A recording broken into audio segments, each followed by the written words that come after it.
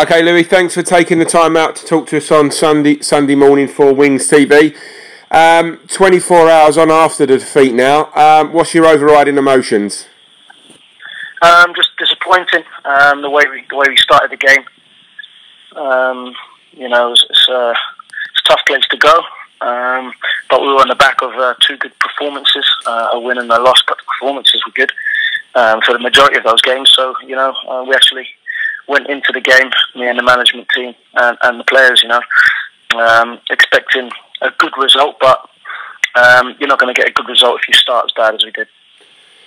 Up until the first 20 minutes, okay, Macclesfield had chances, but we nearly took the lead with Wellard. Porter's gone close. It was almost like the benchmark of the performance was the mistake from Tom King. Is that me being too harsh, or is that how you kind of see it as well? That's a knock-on effect from, it's a very sticky, it was a very sticky surface. And you had lads trying to dribble on it, at the back and in midfield, and it's just making wrong decisions in wrong areas, and you get caught on it, and one thing goes wrong, and then it was an individual error. They happen from time to time. He's held his hands up. It's obviously cost us a goal, but. Yeah, we did have chances, as you say. The Ricky Willow one at the back post. Defender just got the flick on it, I think, just before he tried to attack it. So you look at it, we score, and then maybe things are a little bit different. But I also look at it as guys making wrong decisions in wrong areas, and us not really finding our feet, and then the goal. It's just a bit of a knock-on effect. Yeah, I noticed that the players were playing out from the back a lot more yesterday, and obviously Chambers nearly got caught in possession but done well to get back at the crucial moment. Was that an instruction from the management side, or is that just something the players sort of took upon themselves? Yeah, not at all. It wasn't an instruction, no. I think we've had a lot of success, going a little bit longer, not necessarily long ball, but using the pace up top, and playing good balls in behind to stretch the opposition, and that's where we've had the most of our joy. And we spoke about it before the game. The players were aware. That's where we've had our joy, and they just didn't do it. Didn't carry out the instructions, and when you don't start well in that manner, and you don't force them to drop off, then you can't play.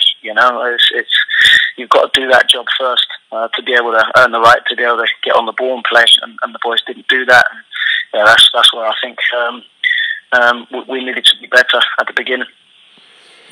And then obviously into the second half, it started in the worst possible fashion. Just I suppose as we needed to sort of grow into that half, we lost possession from our own kick-off, and okay, the lads took the finish well, but it wasn't the greatest of starts, was it? No, it was terrible. We had the chance to regroup at half-time and get some good information to the boys. Especially slightly tweak the systems well, it was important for us to start the second half well and get back into the game. And as you say, it was an under-hit pass from the centre, so straight from the very beginning, it wasn't good enough again. Was told Ricky, the ball needs to be over-hit, if anything, not under-hit, because we get caught out from that.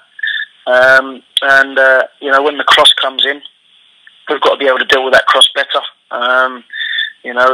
Defenders got to get themselves in better positions to be able to attack the ball, and then after that, he's had a chance to bring it down and set someone up for a shot as well, which was unchallenged. So there was a number of things we were very disappointed with, and we addressed those after the game, and the players all held their hands up and they knew it wasn't good enough.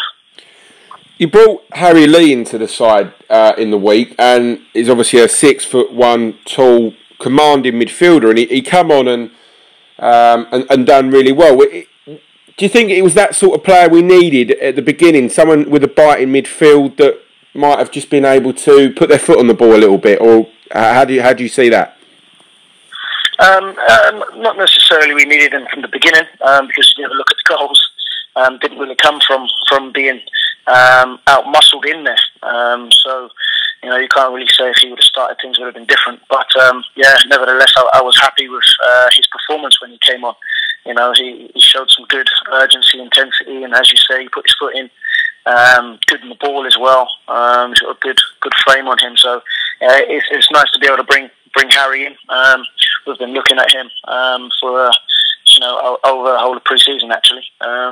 So we've managed to finally agree some form of deal, which is initially a month loan, which can be extended. So it was good to see him kind of slot in and do well. Sarkaba got his name on the goal sheet as well. I assume, obviously, as we spoke on Tuesday, he's obviously got his tight hamstrings. Was that the reason why he was on the bench? Not really. We spoke to him. We spoke with the rest of the lads, and I thought we were wasteful in front of goal. We wanted to go with Tash as a bit more of a target man, and it was a matter of choosing somebody to go alongside him. And I felt that George Porter, we felt, me, Macclesfield and Barnsley, we all made the decision to bring George in for his first start because we felt he had a good impact coming off the bench at Forest Green. And he's been doing well in training, and we felt he deserved a chance, and that's why we got 4 forwards at the moment to pick from, and it's a matter of picking the forwards who impress us the most and who deserved the chance at that moment in time. So I felt George put a very, very good performance in, it was good to see Cabs come on and inject a bit of pace as we know he can do and get his goal. So we've got some decisions to make before Tuesday. Looking at the injury front, Harry Osborne hobbled off again. Was it touch and go whether or not he started? Yeah, he did a fitness test before the game. His heel is still causing him problems. We believe it's bone bruising, so the thing is, by playing, it's not going to make it worse. It's just a matter of comfort level, whether he can actually get through it. He managed to get through the majority of the game, and I thought he did pretty well. So it's a matter of managing him over the next couple of days and seeing how he feels for Tuesday. Was there any other injuries picked up, or are we sort of all good to go for Tuesday? No, we're all good. We're all good. There's nothing else to report of at the moment. So obviously looking for a reaction on Tuesday, and it probably doesn't get much tougher than Eastleigh at home. They're obviously one of the title favourites. What are you looking for from your players on Tuesday, Loui? Obviously a reaction, because we spoke to them after the game, and yesterday wasn't good enough. We've got to get back to starting with an intensity, a better intensity, I should say, making better decisions from the very beginning, and that's just going to work us into the game. And against a team like Eastleigh, you don't start well, you make bad decisions, they're going to punish you. They know where the goal is, they've been scoring goals, so we've got to be defensively sound, and we've got to make good decisions from the back all the way through the team. So we've told the boys to analyse their own personal performances over the next couple of days. We will obviously analyse the game, and we'll have a game plan ready to go for Tuesday, and we expect a reaction from all the boys on Tuesday. Yeah.